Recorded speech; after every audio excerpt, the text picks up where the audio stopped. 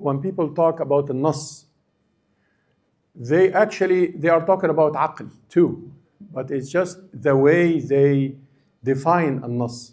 Yani, if you look at the usuli theory that has to do with the understanding of the Quran, you will differentiate between al-muhkam wal-mutashabih wal-mubham, and you will differentiate between al-nas wal-zahir, etc. This is Greek philosophy. This is Greek philosophy, and it's correct. But it's one logic, one way of looking at the Quran, al-Wahy.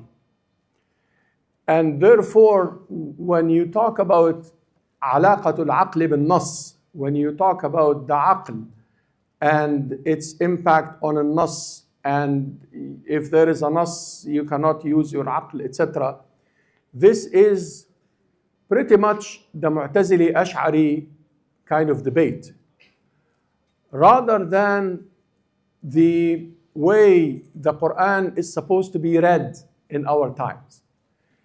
I believe that, of course, you have to use your aql, but in the Quranic sense, not in necessarily the Mu'tazili or the Ash'ari sense. If you go back to the Quran, you will see أَفَلَا تَعْقِلُونَ أَفَلَا يَعْقِلُونَ أَفَلَا يَتَفَكَّرُونَ تَدَبَّرُونَ, etc. So al-aql in that sense is not a Quranic word as an ism, but rather as a fi'l. And therefore, when you read your Quran and you have new ideas, can you do that? Yes, you can if you are qualified. If you have knowledge, then you can read the Quran in a new way. If you don't have knowledge, then you learn.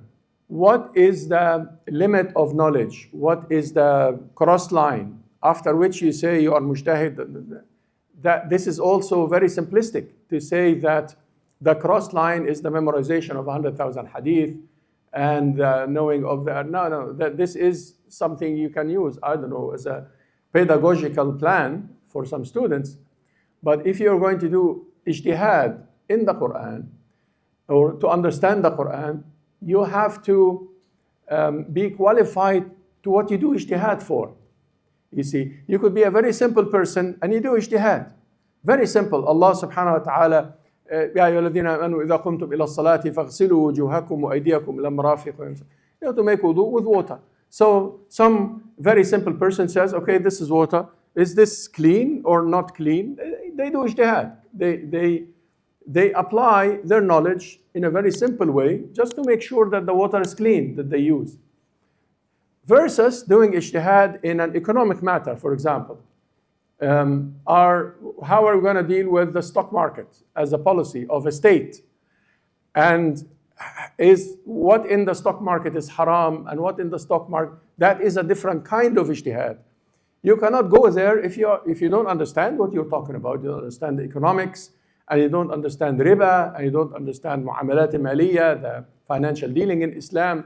You cannot be just a random person and then you give a fatwa to the stock markets because you don't understand that. You have to be qualified. So my point is, my brother, I'm sensing from your question a disallowing of someone who is qualified from doing ijtihad. And every Muslim is qualified, but depending on their knowledge. If they are someone into the, architecture and so on, and designing cities and so on, they are qualified to read from the Quran stuff that I cannot understand because I'm not an architect. I've never studied that. I don't understand. But I have met architects over the course of my life who actually read the Quran, and from the Quran they came with very interesting theories for their own knowledge. To put the masjid, they build a new city or a compound, to put the masjid in the middle of the compound, and for the roads to come to the masjid in a way that is this, and to put the wudu place here and the WC here, and they design, they are architects. And where do they get this from? They either have to go get it from the French modernism, Corbusier and these people, or they're going to get it from the Islamic perspective. If they get it from the Islamic perspective, they have a history of what we call fiqh al-amara, or the fiqh of architecture.